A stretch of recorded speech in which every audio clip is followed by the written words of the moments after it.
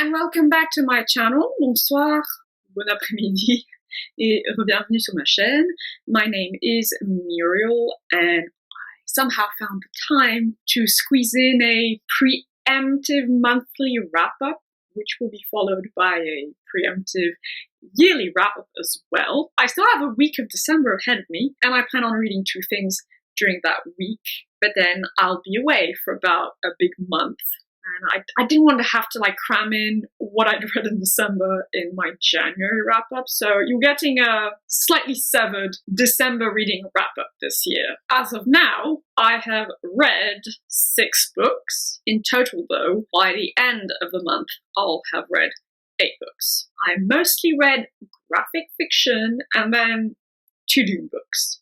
So I'm just going to go through the graphic fiction first and then get to the 2 Dune books. So first, I'll mention Rats et les Animaux Moches by Jérôme Davio, Sibylline, and Capucine. Jérôme Davio being, I think, the writer of the story, and the other 2 women being the illustrators. Or is it the other way around? I'm not sure. Apologies to the people involved if I got that completely wrong. In any case, this is a graphic novel with ink drawings, and I really love the art style. It's about a little rat who gets kicked out of its house because the owners don't want a rat in their house. And so he ends up in a village where all the ugly / slightly scary animals gather because they've been kicked out by humanity and the rest of the animal kingdom. He finds community there, and then he takes it upon himself to find a specific home for each of these ugly animals. The premise is very, very cute, and I would say overall the graphic novel itself is very cute. I liked all the different animals the creators put in there. I expected to see the blobfish, and the blobfish was present.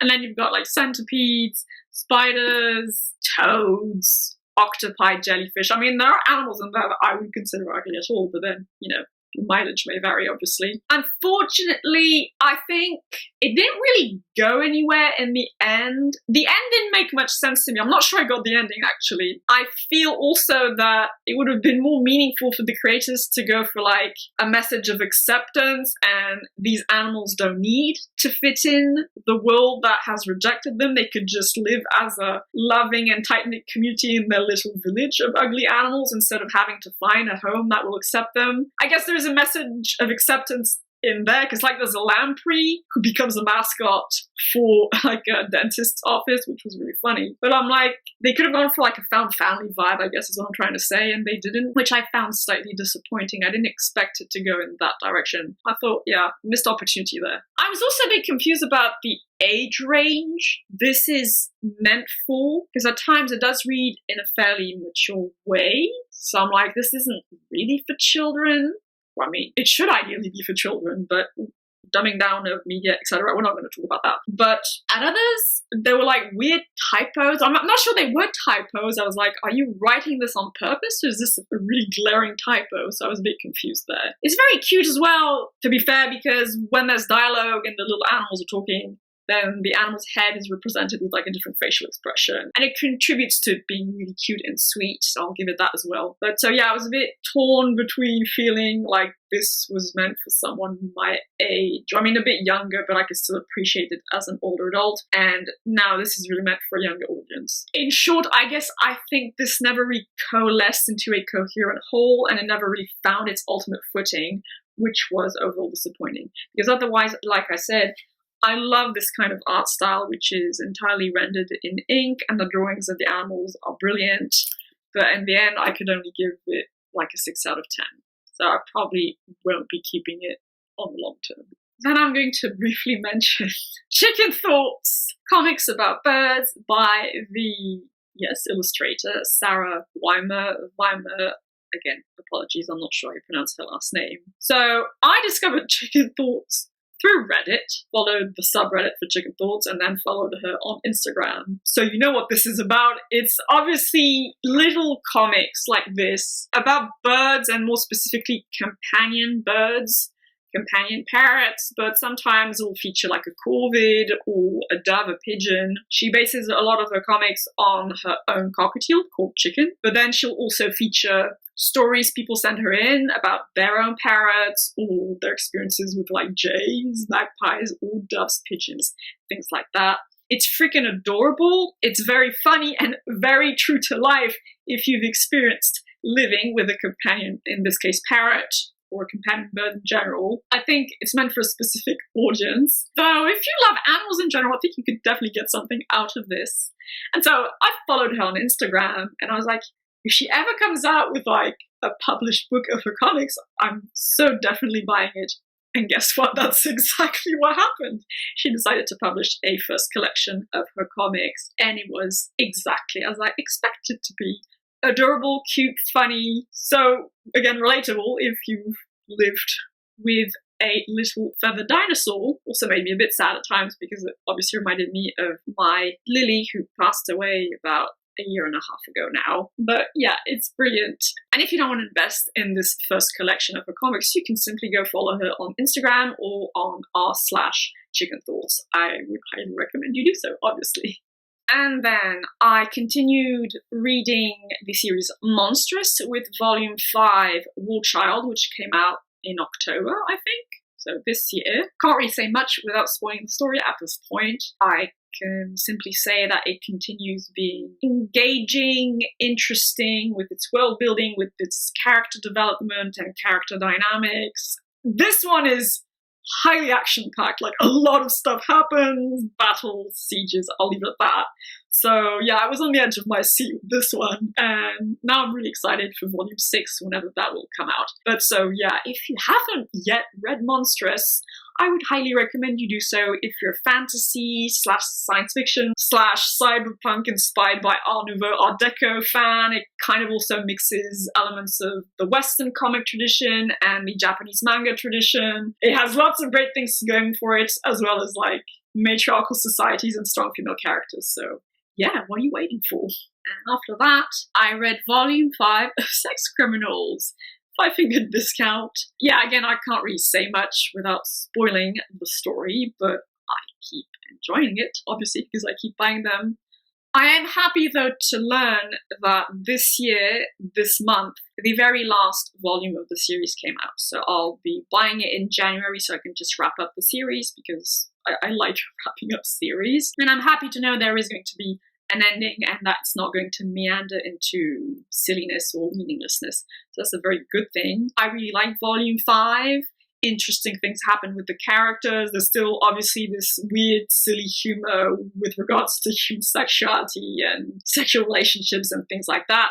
That's something you're either gonna like or find incredibly stupid. Again, in my opinion, it's the more intelligent kind of humor to do with sex, because I know that humor and sex can produce some really gross and basic and childish stuff, but I don't think that's the case in here. So yeah, I was happy with volume 5. I was very happy with the ending of volume 5, I should say, because something happened which I wanted to happen. And now I'm very excited to finish the series and hoping that it will provide a satisfying conclusion in volume 6. And now we come to the 2 Dune books I read this month. I mean, technically I'll be reading the last one this coming week, but you won't be hearing about that until the end of January, I'm afraid. But then you also get my series review, so that's a good thing. So, I read God Emperor of Dune. I did a 35 minutes rant review of this if you want to have a good laugh. And I'm not going to say much more than that because I cover everything that really needed to be covered in that rant review, but still out of principle. This was bad. This was really bad. Compared to the original Dune trilogy, I don't know what the hell happened here. What Frank Herbert was, sorry mate, hope you rest in peace, but what the hell were you smoking? It felt very self-indulgent, very contradictory to its own world-building integrity. It was boring. The main character was highly, highly hateable, and not in a good way. There were cringy, pseudo-sexist elements, cringy, pseudo-homophobic elements. So, yeah, I'm not gonna belabor the point. Again, if you want, I have a rant review entirely dedicated to how much this pissed me off. Despite that, however, I was, and still am, committed to finishing the original Dune hexalogy. So, after a break of like a couple of days, because I was feeling a bit burnt out by God Emperor, I went through Heretics of Dune, which I finished this morning. Heretics of Dune was an improvement on God Emperor. Then again, to be fair, God Emperor set the bar pretty freaking low. And this wasn't great by any means. Clearly, the magic or the brilliance of the original Dune trilogy has gone. It has left the ship. It is nowhere in sight, and I don't think it will be coming back. I can't say much without spoiling the major narrative elements, but the pacing was way off. It was weird because Mr. Herbert took like 6 chapters to describe one little bit of plot, and then during the next 2 chapters, he jumps ahead in time. That was super jarring, but I'm like, why didn't you do that in the first place? Because basically, again, not much actually happens in this 670 pages novel. It does provide additional world-building elements, which I enjoyed, but then it also introduces, finally, in a way, the elements of sexual politics I felt was slightly missing from the original Dune trilogy. But it did so in a way that was, in my humble opinion, goddamn awful. Wow. Can we please stop with the cringy sex shit? I mean, yeah, again, straight white male science fiction writer in the 80s. What was I expecting? You know what? Actually, I guess I was expecting better, because I don't assume that just because you're a straight white guy writing SF in the 80s, you're gonna do it badly. See, I'm nice that way. But you see these little orange markers? I wanted to mark all the places where there was some cringy sex crap. And as you can see, there was quite a bit of it. Because now it's all about that. It's all about how women use sex to manipulate men, and one group of women does it in a way that's apparently slightly better and more morally justified, and you have one group which does it in a way that's bad and destructive, and they're literally referenced as whores all the freaking time. So I reiterate something I said in my rant review for God Emperor. I don't think the universe is anti-feminist. I don't think it is misogynistic as such, but it is in no way, shape, or form a work of feminist science fiction, alright? Just no, because wow, it was pretty bad, and it's all about the breeding and the fucking between men and women, mind you. It's all about this cringy heterosexual dynamics. The great commentary in politics is kind of gone. I mean, it's still a bit there, but it's mostly gone and diluted. Commentary about ecology, that's completely gone. Like, that's only in the original Dune trilogy. It's nowhere to be seen here anymore. And then some characters are just brought back again and again and again. And I'm like, the character work in a way is getting worse with each book, which is incredibly mind-blowing and disappointing. I'm making it sound like it was horrible. It wasn't horrible, but I'm coming from God Emperor. It was a 6. Okay, it was a 6 out of 10. It was alright, but it's so disappointing because it came from such great heights. And I'm like, it just crashed into the ground with God Emperor. Now it's like shuffling about as a zombie to Chapter House Dune. It's so sad in a way. I'm like, what the hell happened with this? Nonetheless, though, I will be reading Chapter House Dune this week, and I will then be massively done with the series, and will thus be able to do a series review towards the end of January. So to reiterate one last time, I have 1 week of December to go. During that week, I will be, like I just said, reading Chapter House Dune, and then alongside it I will be reading a graphic novel called Quiet Girl in a Noisy World, an Introvert's Story by Debbie Tung, which is, as I understand it, kind of like an autobiographical graphic novel about this woman's experience being a highly introverted person, and being myself a highly introverted person. I hope to relate strongly to it and to enjoy the art style, of course. I can already tell you that during my leave of absence, I obviously will be reading as well, because I will have books with me. I'll be reading a novel of contemporary literary fiction called Putney, which is kind of about pedophilia, child, young teenage sexual abuse, but I've heard it's really well written, and there are multiple points of view, which is something I was interested in finding and reading. I'll also be giving Gods of Jade and Shadow by Silvia Moreno Garcia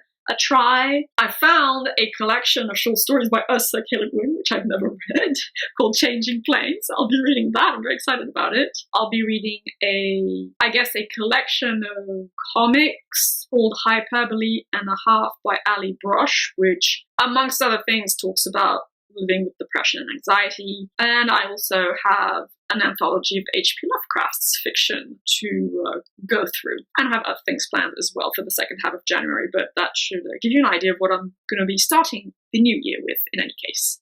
So on that note, I hope you're all doing reasonably well. Take good care of yourselves. Have a lovely day, evening, whichever. And I shall see you in the next video, which will be my yearly wrap-up.